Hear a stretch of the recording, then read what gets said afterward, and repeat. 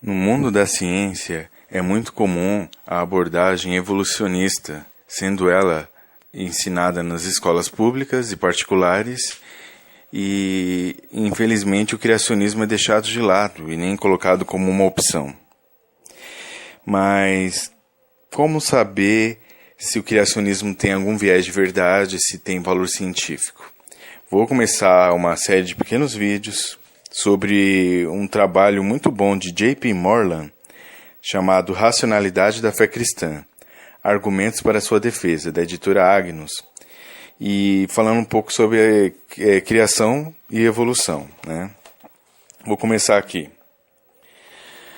A ciência da criação.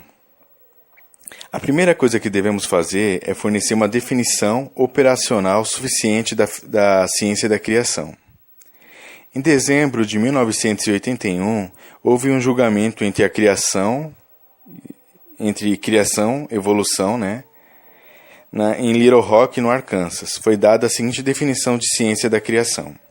A ciência da criação significa as evidências científicas para a criação e as inferências a partir dessas evidências.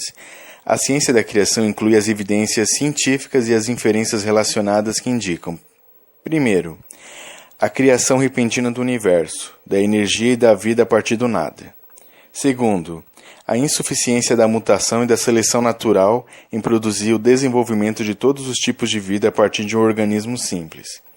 Terceiro, as mudanças apenas dentro de limites fixos dos tipos originalmente criados de plantas e animais. Quarto, a distinta ancestralidade entre homens e macacos. Quinto, a explicação da geologia da Terra pelo catastrofismo, incluindo a ocorrência de um dilúvio universal. E sexto, um início relativamente recente da Terra e dos tipos de vida. O que esse último tópico, inclusive, não é uma regra, porque há criacionistas como eu, que são da teoria da criação especial antiga, da Terra antiga, né? Não vejo nenhum problema na datação que fazem da Terra por meios diversos, como carbono 14 e entre outras maneiras de datação.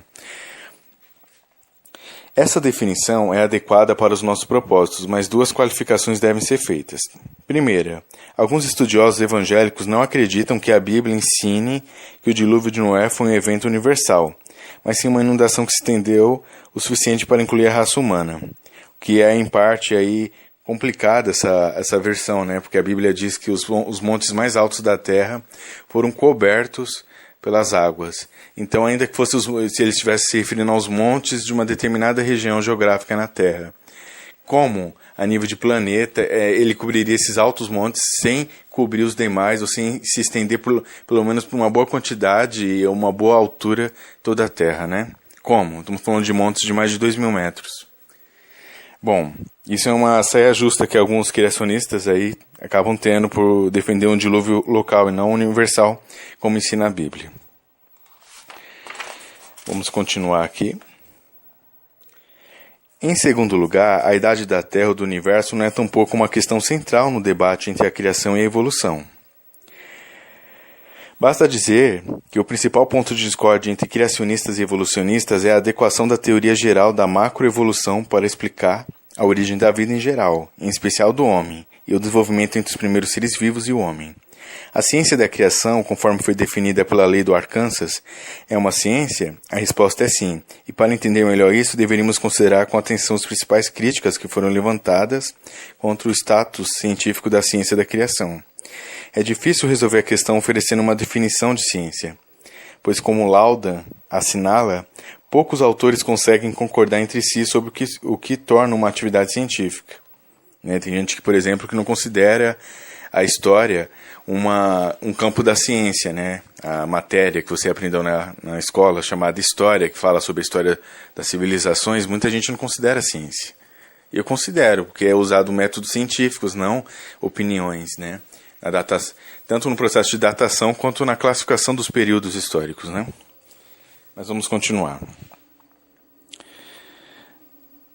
No entanto, podemos tentar esclarecer muitas das características, né, que a maioria dos filósofos acredita definir como sendo científica grande parte dos casos da atividade científica, então.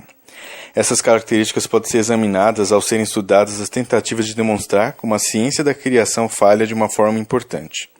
Tenhamos em mente que nosso objetivo não é provar que a ciência da criação de fato explica tudo. Eu acredito que ela realmente o faz. Entretanto, nosso propósito é mais modesto, apenas tentar mostrar que a ciência da criação é realmente uma ciência.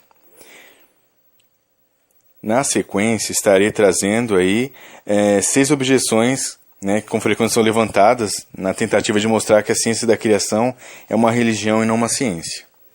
Fiquem ligados aí que eu farei vídeo aí falando sobre esses 6 pontos que levanto e as refutações a esses pontos, tá bom? Até a próxima.